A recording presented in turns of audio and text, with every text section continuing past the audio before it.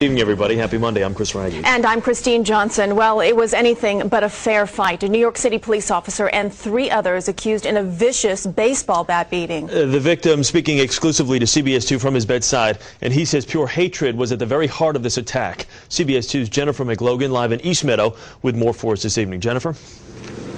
Investigators say a man who may have been panhandling outside a Long Island deli was beaten by a New York City police officer and 3 others who hurled racial slurs at the victim, who tonight remains hospitalized here.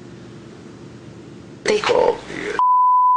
In this CBS 2 exclusive interview from his hospital bed, 52-year-old Daryl Jackson insists the men who surrounded him in front of this deli in Roosevelt, Long Island, yelled racial slurs as they pummeled him with fists and a baseball bat. What is it?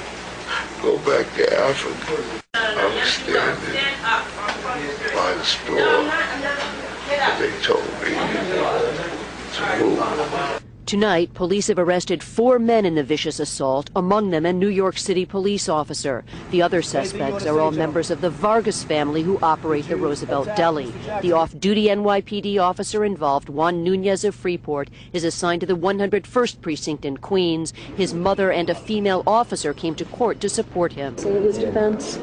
No. They were what? It was Spanish. All of the males who were the subjects of the assault are of Hispanic descent. During the assault, one or more of the subjects shouted racial epithets and slurs at the victim. Nassau's police commissioner said although the heinous crime was tinged with hateful speech, race was not the impetus behind the assault. The motivating factor behind this may have been the desire to move this man from the front of the store was not initially based upon his race, creed, or religion. The law is very specific. A passerby, David Tillery, credited with saving the life of the victim, scared off the attackers. He was honored today as a good Samaritan by the town of Hempstead, where he works. I know what I've heard. You know, the man, he knows what he heard, and it was hate.